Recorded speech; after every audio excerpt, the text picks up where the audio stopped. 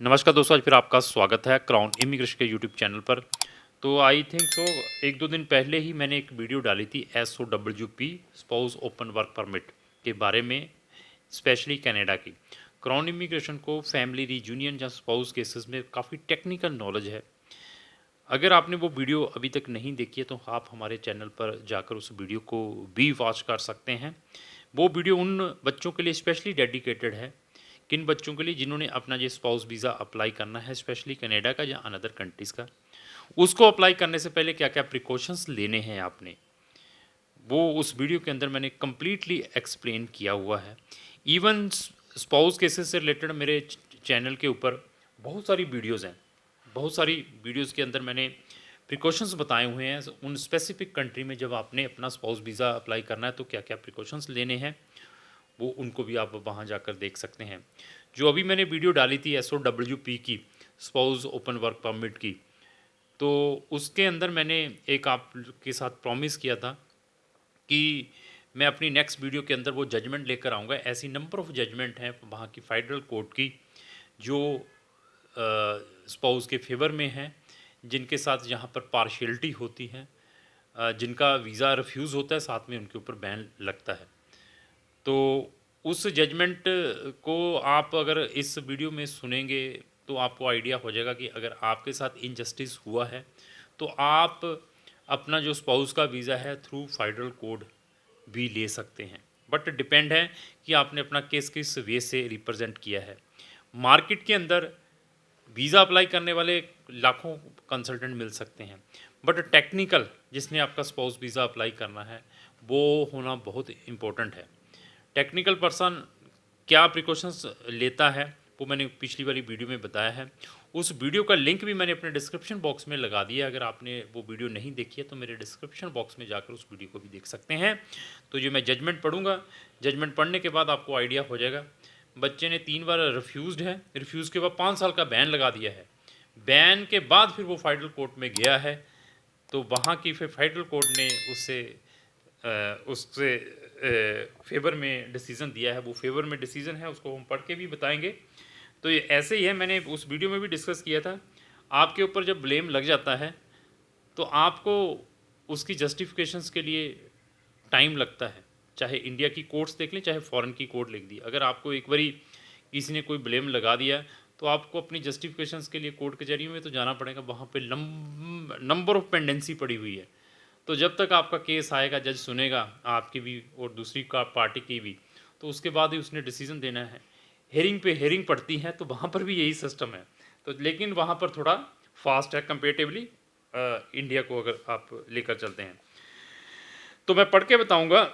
The applicant so and so is a citizen of India. In early 2019 he married his spouse so and so who also is a citizen of India and who work in Canada on post-graduation work permit. So, Mr. So-and-so applied for an open work permit as a spouse under the International Mobility Program. This was his second work permit application. He also previously applied 3 times for a temporary residency visa. All were refused.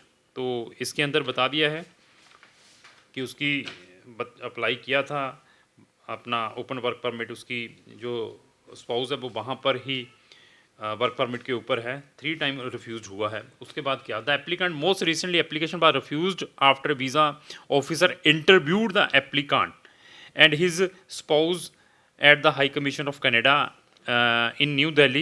The officer doubted the genuineness of their marriage and found the applicant inadmissible to Canada for 5 years because of misrepresentations. तो अभी देखिए, applicant की interview I थी, यहाँ पर बुलाया गया embassies के अंदर। वहाँ पर उसके नंबर ऑफ क्वेश्चंस पूछे जाते हैं। क्या आपका वो टेक्निकल कंसल्टेंट जिसके थ्रू आपने अप्लाई किया है वो इस टाइप की जजमेंटें पढ़ता है? क्या आपको उसने प्रिपेयर करके भेजा था एम्बेसी के अंदर कि आपसे इस टाइप की क्वेश्चनिंग हो सकती है? अगर उसने भेजा होता तो ये उसके साथ नहीं होता। तो जो ऐसी जो चीज़ें हैं, जो ऐसी जजमेंटें हैं, वो ही बता सकता है जिनको इनके बारे में नॉलेज है। इनके अंदर जो चीज़ें लिखी होती हैं वो हम क्लाइंट के साथ शेयर करते हैं, जो प्रोस्पेक्टिव क्लाइंट जिसने हमसे इस टाइप के केसेस अप्लाई करने में। ऐसे ऐसे एडवांटेज अगर आपका कंसल्टेंट देता है जिसको इस टाइप का नॉलेज है, तो उस कंसल्टेंट के आप थ्रू अप्लाई करने की कोशिश करें, इंस्टेड ऑफ चलते फिरते कंसल्टेंटों के थ्रू इन डिफ़िकल्ट जो टेक्निकल केसेस होते हैं। तो आगे उसके ऊपर बैन लग गया है। नेक्स्ट क्या होता है, although the applicant challenge the officer decision as being unreasonable and lack procedural fairness, I find that determined issue in this matter is lack of a procedural fairness based on the reasonable apprehensions having regard to the supporting affidavit of the applicant and his spouse described in greater details below. The parties do not disagree regarding the applicable standard of review. Breaches of procedural fairness in administrative content have been considered reviewable correctness standard of. तो यहाँ पर PFL की बात की है, procedural fairness letter की। This is very important.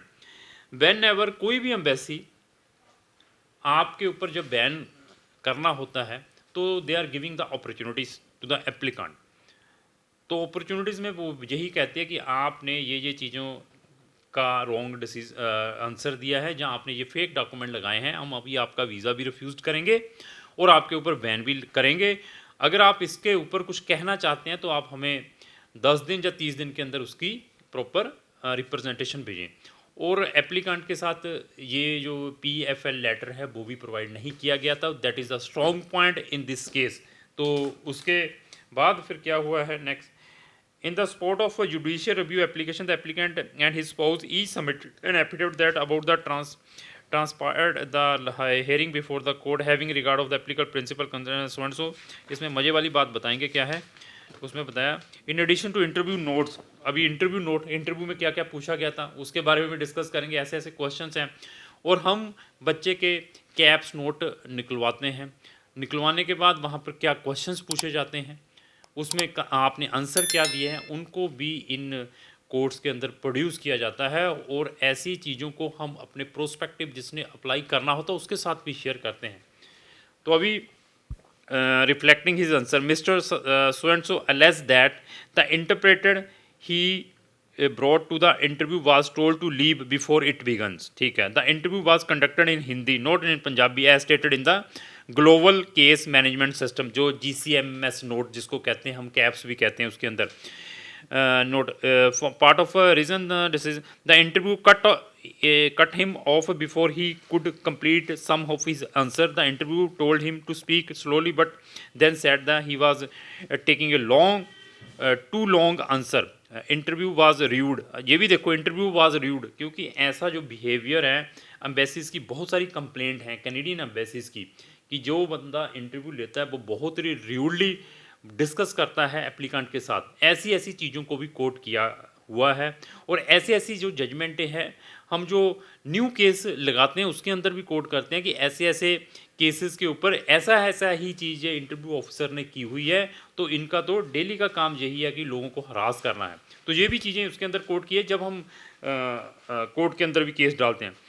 तो invited someone else into the interview rooms while they still were there, threatened to ban the applicant for 5 years if they do not leave। अभी साथ में ही openly interview जिसने लिया, interview officer ने openly कहा है कि get out from the room, अगर आप नहीं जाएंगे तो हम आपका वीज़ा भी रिफ्यूज़ करेंगे और साथ में 5 साल का बैन भी लगाएंगे। ये चीज़ें एफिडेविट में लिख कर दी है एप्लीकेंट ने, उसकी स्पाउस ने भी। और आगे देखिए क्या हुआ, the applicant spouse similarly dispute the accuracy of the note regarding her answer. She further alleged that in the interview told her to speak more slowly, but when he complied the interview told her purposefully was delaying her answer। when he said answer written interview room together were interviewed separately। अच्छा, officer told her not to speak even though she was called for interview। the officer was extremely rude। देखो फिर वही है, दोनों की स्टेटमेंटें हैं कि उन्होंने बड़ी रूडली हमसे बात told them to get lost and threaten to ban the applicant from Canada for 5 years if they do not leave. ऐसी ऐसी चीज़ें उसके अंदर बताई गई हैं एफिडेविट के अंदर, जो दोनों एप्लीकेंटों ने दिया है, स्पाउस ने भी और उसके एप्लीकेंट ने भी। I agree with the applicant that it seems unlikely an officer would admit in the GSM note to conduct and nature described in the applicant affidavit that his spouse so and so। ये सारी की सारी चीज़ें दी हुई है। Last में जो decision आया मैं उसके बारे में बताऊंगा। In view of the applicant fresh evidence meet, ये भी है, neither party serious question and ये भी हो गया। उसके बाद उन्होंने कुछ जजमेंटें भी इसके अंदर कोट की है कि ऐसे ऐसे प्रीवियस केसेस में हुआ था। तो लास्टली जो जजमेंट आई है, द वीज़ा ऑफिसर अक्टूबर से डिसीजन इज सेट असाइड। जो वीज़ा ऑफिसर ने डिसीजन लिया था, जो आपका वीज़ा रिफ्यूज़ किया था, उसको सेट असाइड किया है। तो साथ में ये बता दिया कि the matter will be remitted to different visa officer to conduct a new interview and determine the matter afresh. और इसकी नई इंटरव्यू कंडक्ट की जाए और इसको दोबारा रिफ्रेश सिरे से कंसिडर किया जाए। ये चीज़ें डिसीजन में आई हैं। तो ऐसी जो चीज़ें हैं टेक्निकल फेडरल कोर्ट की, ये कौन एजेंट पढ़ता होगा, आप ये बताइए। तो ऐसी ऐसी चीज़ों का बेनिफिट वही आपको प्रोवाइड कर सकता है जो इन चीज़ों के साथ में टच में है। कनाडा में आइदर आपने हायर स्टडीज़ के लिए जाना है, इवन आपने कोई टूरिस्ट वीज़ा अप्लाई करना है, स्पाउस का वीज़ा अप्लाई करना है, तो क्राउन इमिग्रेशन आपकी हेल्प कर सकती है। मैंने फिर बता दिया, अगर आप एक जेन्युइन स्टूडेंट हैं तो आप अपना केस वहाँ की फेडरल कोर्ट के थ्रू भी ले सकते हैं, बट डिपेंड है। अभी आपने फेक डॉक्यूमेंट लगाए हुए हैं, मोटिवेशन से फेक आपने एक्सपीरियंस लगाया हुआ है, फेक IELTS लगाया हुआ है, फेक आपने क्या कहते हैं उसको GIC अकाउंट लगाया हुआ है, तो वहाँ पर फेडरल कोर्ट में फाइट करने का जरूरत नहीं, जहाँ पर आपने चीज़ें ही फेक लगाई। जहाँ पर आप जेन्युइन हैं तो वहाँ पर एम्बेसी से फाइट करके भी हम वीज़ा दिलवाने की कोशिश करते हैं। अगर एम्बेसीज नहीं मानती तो ऐसी कोर्ट्स भी आपके लिए बहुत सारी कंट्रीज़ के अंदर बनी हुई है, बट डिपेंड है कि आपके कंसल्टेंट को कितना नॉलेज है। तो इस टाइप की इन्फॉर्मेटिव वीडियोस और इस टाइप के केस स्टडीज़ मैं ऑलवेज़ अपने सोशल मीडिया पर डालता रहता हूँ। और आप चाहते हैं व्हाट्सएवर मैं वीडियो अपने सोशल मीडिया पर डालूँ, उसके लिए सबसे पहले आप तक है तो आपको हमारे जितने भी सोशल मीडिया को इमीडिएटली फॉलो करना पड़ेगा। लास्ट में मेरी ये रिक्वेस्ट है, अगर आपको जो मेरी वीडियो अच्छी लगी उसको लाइक एंड शेयर करना ना भूलें। Thank you.